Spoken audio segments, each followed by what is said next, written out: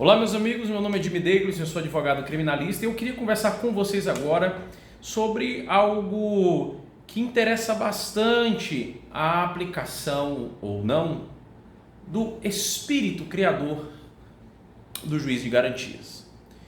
Bem, sabemos nós que o juiz de garantias foi implementado na reforma do pacote anticrime no processo penal para evitar uma contaminação daquele julgador que deu uma decisão desfavorável ao réu, por exemplo, e que poderia estar inclinado a desfavorecê-lo na sentença, por exemplo, enfim, nos julgamentos posteriores àquele momento da investigação.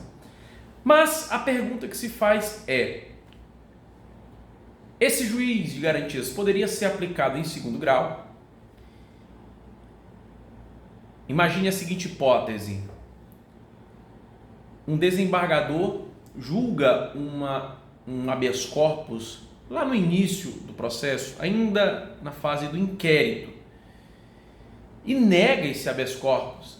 Estaria ele impedido de atuar no julgamento colegiado da apelação deste mesmo réu, deste mesmo processo, por ter dado aquela decisão desfavorável, ou que também, por exemplo, tenha inclusive concedido um outro pedido do Ministério Público?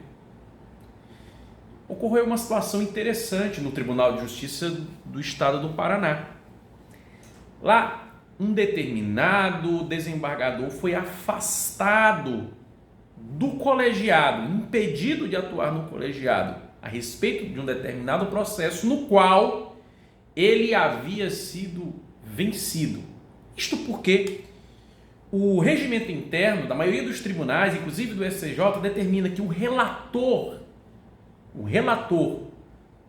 dos recursos de determinado processo, se for voto vencido em alguma questão, num habeas corpus, numa apelação, etc., ele, portanto, passaria essa relatoria a um outro desembargador. Porém, o Tribunal de Justiça do Estado do Paraná, ao invés de tão somente deslocar a relatoria, resolveu afastar, interpretou de uma maneira um pouco mais severa o regimento interno daquela corte. O STJ, no entanto, veio a reformar esta decisão, dizendo o seguinte: olha, o relator, se for voto vencido, não fica impedido de participar dos julgamentos posteriores a respeito daquele processo, tão somente porque foi voto vencido. Não. A regra é apenas e tão somente deslocar a relatoria daquele caso ou daquele processo para outro desembargador da mesma Câmara, e aí sim dá-se novamente ou normalmente os julgamentos das questões que lhe forem levadas e trazidas à mesa. A reflexão que trago nessa situação é a seguinte: os tribunais, ou pelo menos o STJ, aí não considerou que aquele voto vencido do relator, que é capaz de fazer com que deixe ele de ser o relator, seja um motivo suficiente para impedi-lo de julgar as questões posteriores daquele mesmo processo.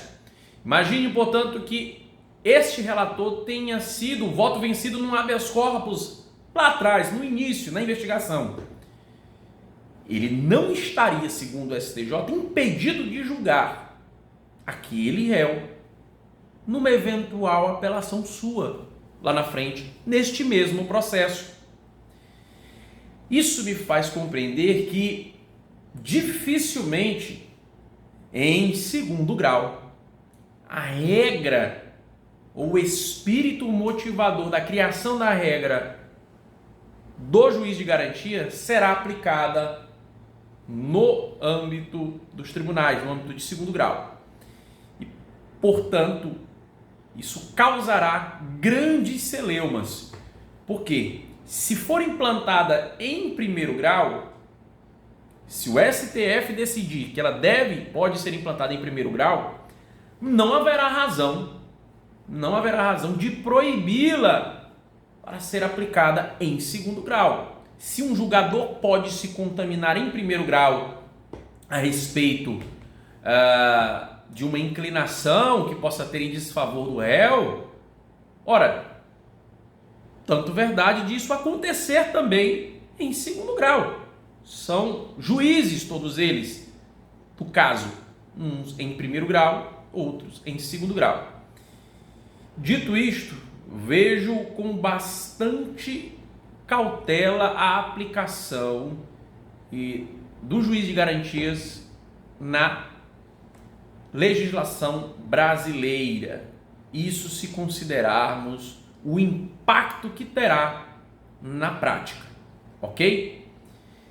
Eu trago apenas como reflexão, teremos muito ainda a refletir sobre o caso, mas esse julgado, cujo número deixarei aqui embaixo para vocês, serve como lente, como lupa, pela qual devemos enxergar esta questão.